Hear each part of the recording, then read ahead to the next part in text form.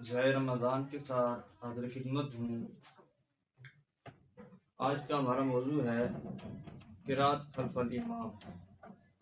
کہ امام کے پیچھے مقتدی کو قرات کرنا چاہیے یا نہیں کرنی چاہیے، مثلا سورہ فاتحہ اس کے ساتھ ایک سورت ملانی چاہیے یا نہیں ملانی چاہیے۔ ہم آناف کا قرات خلف الامام کے بارے میں موقف یہ ہے کہ مقتدی مثلا جب امام کے پیچھے نماز پڑھ رہا ہو تو اس حالت میں نہ ہی سورہ فاتحہ پڑھ سکتا ہے، نہ ہی اس کے ساتھ کوئی اور صورت ملانا جائز ہے۔ خواہ نماز سری ہو یا جاری ہو، فرض ہو یا نفل ہو، جب امام کے پیچھے نماز پڑھ رہا ہو تو مطلقاً قرات کرنا جائز نہیں ہے، منع ہے۔ ہاں جب اکیلے پڑھ رہا ہو تو اس وقت مکمل قرات کرنا جائز ہے۔ اس بارے میں غیر مقلدین کا موقف یہ ہے، وہ سورہ فاتحہ کو نماز کے اندر رکن قرار دیتے ہیں کہ نماز میں سورہ فاتحہ پڑھنا رکن ہے، امام کے پیچھے ہو یا اکیلا ہو، نماز سری ہو یا جاری ہو، فرض ہو یا نفل ہو، بہر صورت سورہ فاتحہ کا پڑھنا رکن ہے، اس کے بغیر نماز ہوتی ہی نہیں۔ اب دیکھتے ہیں غیر مقلدین کے دلائل کہ جن دلائل سے وہ اس بات کو ثابت کرنے کی کوشش کرتے ہیں۔ سب سے پہلے وہ یہ دلیل دیتے ہیں، ان عبادۃ بن صامت ان رسول اللہ صلی اللہ علیہ وآلہ وسلم قال لا صلاۃ لمن لم یقرأ بفاتحۃ الکتاب۔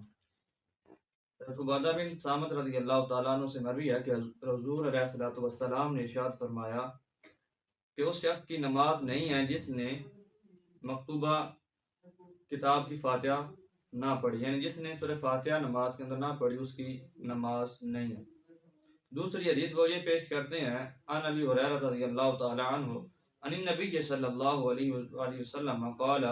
من صلی صلاۃ لم یقرأ فیہا بأم القرآن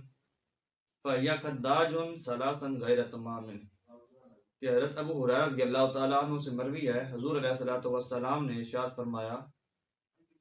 کہ جس نے نماز پڑھی اور اس میں ام القرآن یعنی سورہ فاتحہ نہ پڑھی، اس کی تلاوت نہ کی، تو وہ دھوکہ کرنے والا ہے۔ یہ 3 مرتبہ فرمایا، یعنی اس کی نماز مکمل نہیں ہے، ناتمام ہے۔ اب دیکھتے ہیں آناف کے دلائل کہ آناف اپنے اس موقف کو کن دلائل سے ثابت کرتے ہیں اور کیسے وہ غیر مقلدین کے دلائل کو رد کرتے ہیں۔ سب سے پہلے آناف یہ دلیل پیش کرتے ہیں، اللہ تعالیٰ کا فرمان ہے وَإِذَا قُرِئَ الْقُرْآنُ فَاسْتَمِعُوا لَهُ وَأَنصِتُوا لَعَلَّكُمْ تُرْحَمُونَ، کہ جب قرآن پڑھا جا رہا ہو تو اس کو خوب کان لگا کر سنو اور خاموش رہو، لَعَلَّكُمْ تُرْحَمُونَ، شاید کہ تم پر رحم کیا جائے۔ اس آیت مبارکہ سے آناف یہ استدلال کرتے ہیں کہ اس آیت مبارکہ کے اندر فَاسْتَمِعُوا وَأَنصِتُوا یہ دونوں جو صیغے ہیں یہ امر کے ہیں، اور امر وجوب پر دلالت کرتا ہے۔ مطلب یہ ہوا کہ ان دونوں امر پر عمل کرنا واجب ہے۔ جس طرح کہ ہم یہ دیکھتے ہیں کہ نماز کی 2 صورتیں ہیں، پہلی قسم جاری ہے جس میں امام جو ہے وہ بلند آواز سے قرات کرتا ہے، اور دوسری وہ سری نماز کہ جس میں امام آہستہ آواز سے قرات کرتا ہے۔ تو جو جاری نماز کی صورت میں ان دونوں حکموں پر عمل ہو سکتا ہے، یعنی فَاسْتَمِعُوا وَأَنصِتُوا خاموش رہو اور سنو، ان دونوں باتوں پر عمل ہو سکتا ہے۔ اور جو سری نماز ہے اس کے اندر صرف وَأَنصِتُوا یعنی خاموش رہو، اس کے اندر عمل ہوگا، کیونکہ سری نماز کے اندر امام اونچی آواز میں جب پڑھ نہیں رہا ہوتا تو سننا ممکن نہیں ہے۔ اسی طرح یہ بھی خیال رہے کہ ابتدائی اسلام میں نماز کے دوران دنیاوی بات چیت کرنا جائز تھی، ایک دوسرے کو سلام کرنا، اس کا جواب دینا جائز تھا۔ صحابہ کرام رضوان اللہ علیہم اجمعین خود دوران نماز ایک دوسرے کو سلام کرتے، ایک دوسرے کا جواب دیتے۔ جب یہ حکم منسوخ ہوا یہ آیت کریمہ نازل ہوئی، آیت کا یہ حصہ وقوموا للہ قانتین، تو یہ دوران نماز گفتگو والا، سلام دعا والا، یہ حکم منسوخ ہو گیا، لیکن دوران نماز امام کے پیچھے قرات کرنا پھر بھی حکم ابھی جائز تھا، یعنی صحابہ کرام اس پر عمل کیا کرتے تھے۔ پھر جب یہ آیت کریمہ نازل ہوئی کہ وَإِذَا قُرِئَ الْقُرْآنُ فَاسْتَمِعُوا لَهُ وَأَنصِتُوا، کہ جب قرآن پڑھا جا رہا ہو تو خوب غور کے ساتھ کان لگا کر سنو اور خاموش رہو تاکہ تم پر رحم کیا جائے۔ تو جب یہ آیت کریمہ نازل ہوئی تو اس وقت یہ امام کے پیچھے قرات کرنے والا حکم یہ بھی منسوخ ہو گیا۔ اور اناف اس کے علاوہ اور بھی دلائل پیش کرتے ہیں۔ عن ابی ہریرہ رضی اللہ تعالی عنہ قال قال رسول اللہ صلی اللہ علیہ وسلم انما جعل الامام لیؤتم به فاذا کبر فکبروا واذا قرأ فانصتوا، کہ بے شک امام تو بنایا ہی اس لیے جاتا ہے تاکہ اس کی اقتداء کی جائے، تاکہ اس کے پیچھے نماز پڑھی جائے۔ اس کو اپنا امام اس لیے مانا جاتا ہے کہ اس کی قرات مقتدی کی قرات ہوتی ہے۔ فرمایا کہ وَإِذَا كَبَّرَ فَكَبِّرُوا، جب امام تکبیر کہے تو تم بھی تکبیر کہو، اور جب وہ قرات کرے، جب تلاوت کر رہا ہو تو فَأَنصِتُوا، پھر خاموش رہا کرو، یعنی سنا کرو خاموشی کے ساتھ۔ دوسری ایک روایت آناف پیش کرتے ہیں عن عمران بن حسین ان رسول اللہ صلی اللہ علیہ وسلم صلی الظہر فجعل رجل یقرأ خلفه سبح اسم ربک الاعلی فلما انصرف قال ایکم قرأ او ایکم القاری قال انا، قال رجل انا، فقال قد ظننتم ان بعدکم خالدنیہا۔ یہ روایت حضرت عمران بن حسین رضی اللہ تعالیٰ عنہ سے مروی ہے کہ رسول اللہ صلی اللہ علیہ وآلہ وسلم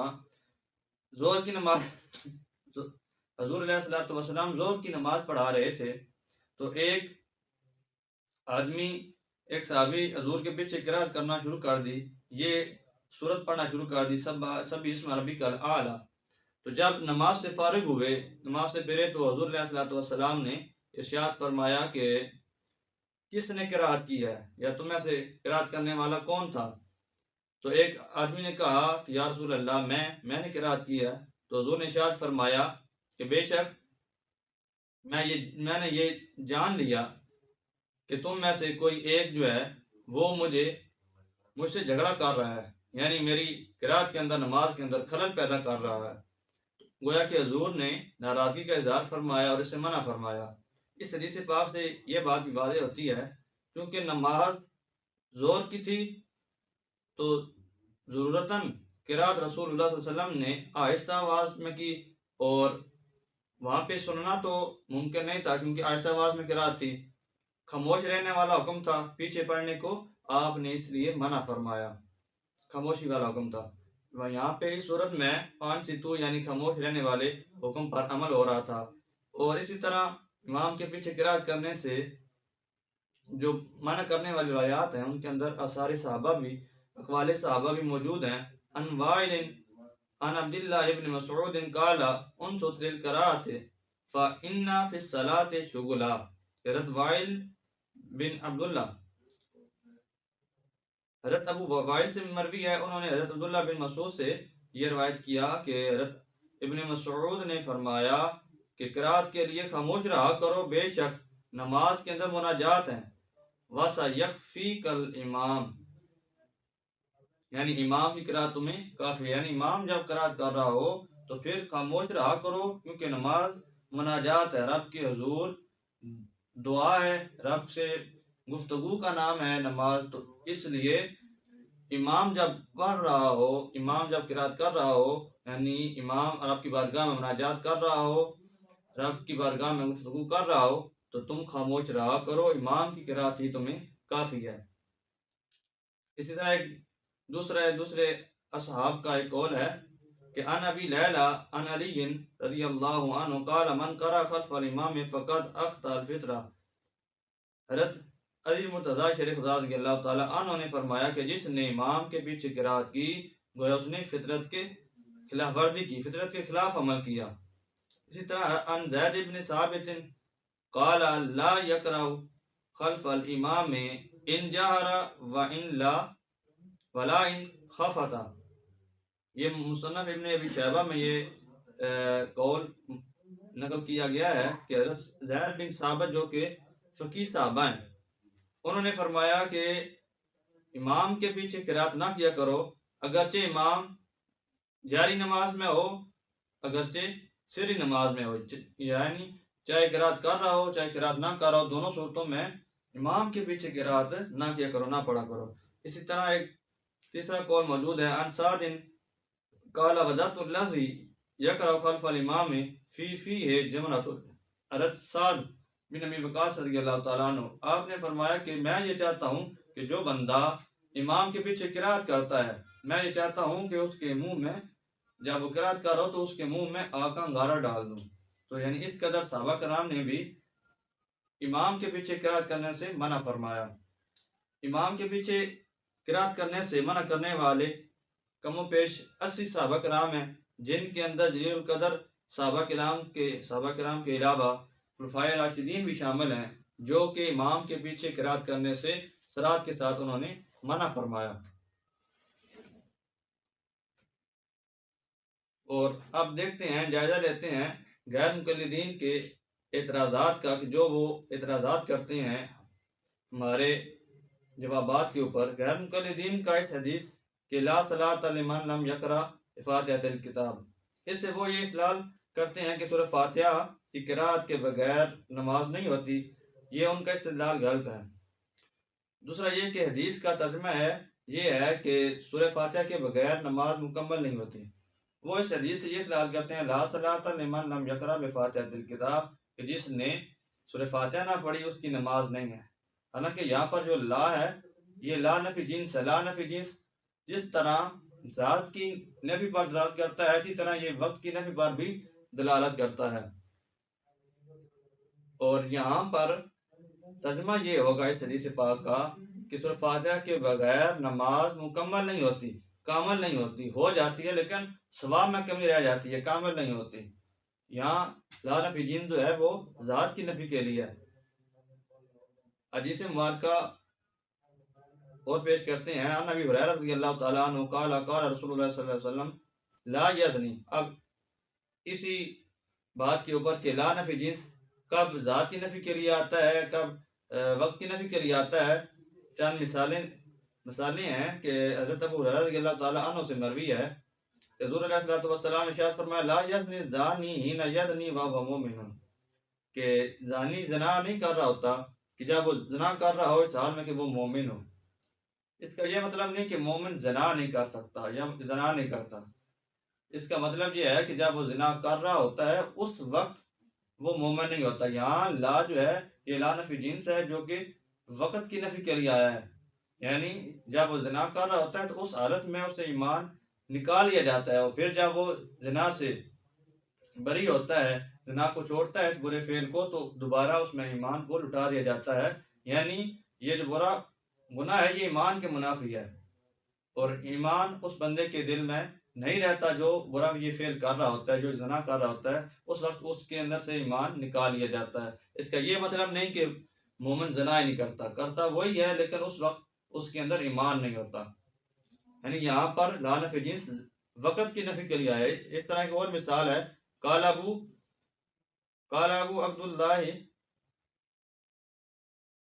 عبداللہ لا یکون ھذا مؤمنا تاما ولا یکون له نور الایمان، یہاں پر بھی لا نفی جنس جو ہے وہ ذات کی نفی کے لیے آیا ہے۔ اسی طرح بخاری شریف سے چند مثالیں تائید کے لیے پیش کرتے ہیں ان انس قال كلما خطبنا رسول اللہ صلی اللہ علیہ وآلہ وسلم الا قال لا ایمان لمن لا ایمانۃ له ولا دین لمن لا عہد له، کہ حضور علیہ الصلوۃ والسلام ارشاد فرمایا کہ ایمان نہیں ہے اس بندے کا کہ جو ایمانت دار نہیں ہے، یعنی جس کے اندر ایمانت داری نہیں ہے، اور دین نہیں ہے اس بندے کا کہ جس کا کوئی عہد نہیں، یعنی جو عہد کی پاسداری نہیں کرتا اس کا دین نہیں، اور جو ایمانت داری نہیں کرتا اس کا ایمان نہیں۔ اس کا یہ مطلب نہیں کہ جو ایماندار نہیں کہ وہ بالکل سرے سے ہی اس کے اندر ایمان بھی نہیں ہے۔ اسی طرح اس کا بھی یہ مطلب نہیں کہ جو وعدے کی خلاف ورزی کرتا ہے، عہد کی پاسداری نہیں کرتا، تو اس کا مکمل اس کے اندر دین ہی نہیں ہے۔ اس کا مطلب یہ ہے کہ اس کے اندر دین کامل نہیں ہے۔ اس طرح جو ایمانت داری نہیں کرتا، ایماندار نہیں ہے، اس کے اندر ایمان کامل نہیں ہے۔ یہاں پر ذات کی نفی ہے، تکمیل کی نفی ہے یعنی۔ اسی طرح حضور علیہ الصلوۃ والسلام نے ارشاد فرمایا لا صلاۃ لجار المسجد الا فی المسجد، کہ جو مسجد کا پڑوسی ہے اس کی نماز نہیں ہوتی مگر مسجد میں۔ تو اس کا یہ مطلب نہیں کہ سرے سے نماز ہوتی نہیں ہے، مطلب یہ ہے کہ ویسے تو حضور علیہ الصلوۃ والسلام کا معمول رہا کہ سنتیں جو ہے وہ گھر کے اندر پڑھا کرتے تھے، تو گھر کے اندر نماز ہو جاتی ہے، لیکن فرض نماز جب گھر میں پڑھے تو وہ کامل نہیں ہوتی، تکمیل میں کمی آ جاتی ہے، ثواب میں کمی آ جاتی ہے۔ تو یہاں لا جو ہے ان مثالوں سے یہ ظاہر ہو رہا ہے کہ لا ذات کی نفی کے لیے ہے۔ اور اسی کے معنی میں مسلم شریف کی ایک روایت ہے کہ ان ابی ہریرہ رضی اللہ تعالی عنہ عن النبی صلی اللہ علیہ وسلم من صلی صلاۃ لم یقرأ فیہا بأم القرآن فہی خداج ثلاثا غیر تمام۔ یہ بھی وہی روایت ہے۔ اسی طرح اس بات پر دلالت کرنے کے لیے کہ لا صلاۃ لمن لم یقرأ بأم القرآن فصاعدا، یہ حدیث پاک بھی اسی بات پر اناف کے موقع پر دال ہے کہ نماز نہیں ہے اس شخص کی کہ جس نے ام القرآن یعنی سورہ فاتحہ نہ پڑھی، فصاعدن یا اس سے کچھ زیادہ نہ پڑھا، اس کی نماز نہیں ہے۔ تو غیر مقلدین کو چاہیے کہ اگر وہ سورہ فاتحہ کو رکن سمجھتے ہیں تو اس کے ساتھ اور صورت میں لانا اس کو بھی رکن سمجھے۔ اس حدیث پاک کے اندر تو صراحت کے ساتھ حضور نے فرمایا کہ جو اس کی نماز نہیں ہے جس نے سورہ فاتحہ نہ پڑھی یا اور اس کے ساتھ کچھ اور نہ پڑھا تو کچھ اور بھی پڑھا کرے، اس حدیث پر بھی عمل کریں۔ اسی طرح اب ہم اناف جو ہے وہ چند ایک سوالات اعتراضات غیر مقلدین پر کرتے ہیں جو کہ ان پر قرض ہیں کہ اگر امام کے پیچھے مقتدی کے لیے سورہ فاتحہ پڑھنا رکن ہے، فرض ہے، تو پھر اگر جب یہ تو ان کے نزدیک بھی اس بندے کی بھی رکعت ہو جاتی ہے کہ جو بندہ امام اگر سورہ فاتحہ پڑھ کر قرات کر مکمل رکوع کے اندر چلا جائے، امام رکوع کے اندر ہے، ایک نمازی پیچھے سے آیا، اس نے رکوع کے اندر امام کے ساتھ شامل ہوا ہے تو اس نے سورہ فاتحہ پڑھی نہیں ہے، تو اس کی نماز ہو جائے گی یا نہیں ہوگی؟ یہ ان کے نزدیک بھی اس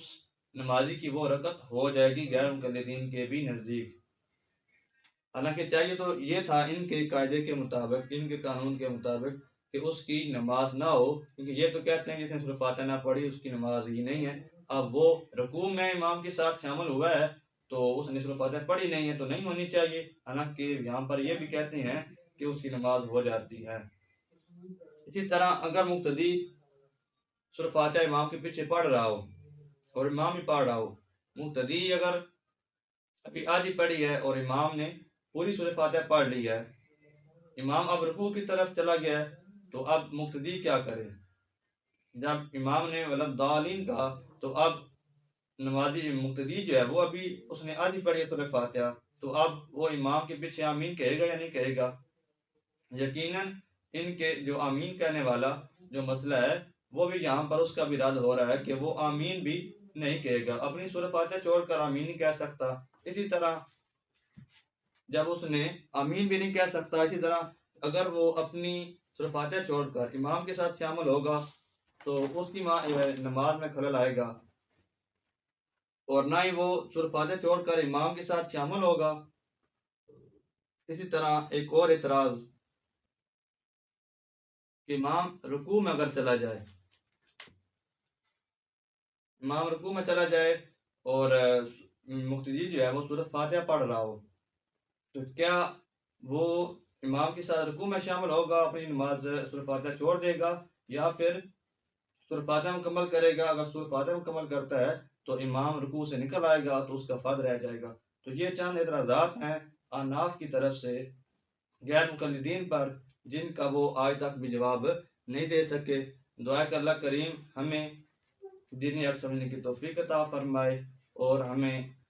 احناف کے موقف پر کارمند فرمائے۔ وما توفیقی الا باللہ۔